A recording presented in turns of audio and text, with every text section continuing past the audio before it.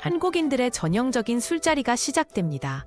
통계에 따르면 한국인 1인당 연간 소주 소비량은 약 3.5리터로 특히 20, 30대가 전체 소비의 60%를 차지합니다.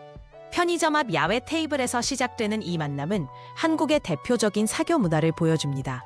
안주로는 뻥튀기와 과자 같은 간단한 음식이 주로 선택되는데 이는 가성비를 중요시하는 젊은 층의 특징이 반영된 결과입니다. 첫 소주병이 비워지면서 알코올의 영향이 서서히 나타나기 시작합니다. 연구에 따르면 한국인 평균 알코올 분해 시간은 체중 60kg 기준 1시간당 7g으로 소주 한 병 360ml를 마시면 혈중 알코올 농도가 0.05%까지 올라갑니다. 이때부터 뇌의 전두엽 기능이 저하되며 이성적 판단력이 약화되기 시작하는 것이 과학적으로 입증되었습니다. 두 번째 소주병이 열리는 순간부터 본격적인 이상 증상이 나타납니다. 의학적으로 혈중 알코올 농도 0.08% 이상, 소주 약 1.5병에서는 중추신경계가 억제되기 시작합니다. 한국알코올학회 연구에 따르면 이 수치에서 70%의 사람들이 과도한 감정 노출, 운동실조 등의 증상을 보인다고 합니다. 특히 공복 상태에서는 알코올 흡수 속도가 2, 3배 빨라집니다. 한 친구가 갑자기 인생의 의미에 대해 진지하게 토론하기 시작합니다. 뇌과학 연구에 따르면 알코올은 가바 수용체를 자극해 감정을 과도하게 표출하게 만듭니다.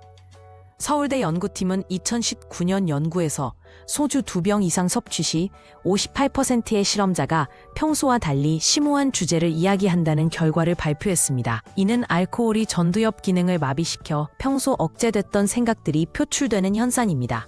특정 행동을 반복하는 친구의 모습이 관찰됩니다. 신경과학에 따르면 알코올은 손의 운동 조정 기능을 저하시켜 강박적 행동을 유발합니다. 대한신경정신의학회 자료에 의하면 소주 2병 정도 섭취 시 전형적으로 나타나는 증상으로 같은 말을 반복하거나 특정 물건을 계속 만지는 등의 행동이 보고됩니다.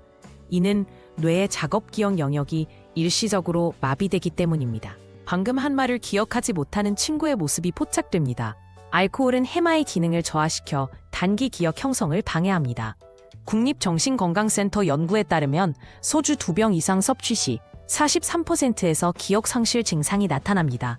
특히 에탄올은 신경세포 간 시냅스 전달을 방해해 기억의 공백을 생성하는데 이 현상을 알코올성 블랙아웃이라고 부릅니다. 한 친구가 갑자기 울다가 웃는 등 극적인 감정 변화를 보입니다. 알코올은 뇌의 편도체 기능을 과도하게 자극해 감정 조절을 어렵게 만듭니다. 한국정신의학회지에 게재된 연구에 따르면 소주 2병 섭취 시 감정 기복이 평소보다 3배 이상 커지는 것으로 나타났습니다.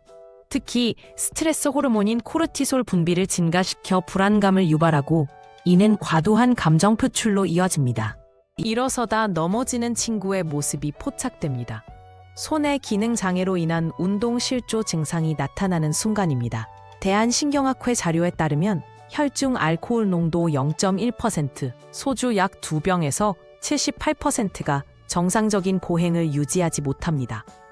특히 체중 대비 알코올 농도가 높을수록 증상이 심해지며 이는 근육 조정을 담당하는 손의 기능이 마비되기 때문입니다.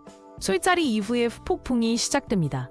한국음주문화연구센터 통계에 따르면 20, 30대의 65%가 과음 다음 날 금단 현상을 경험합니다. 이는 두통, 구토 등 신체적 증상뿐 아니라 술기억이라는 정신적 후유증을 동반합니다.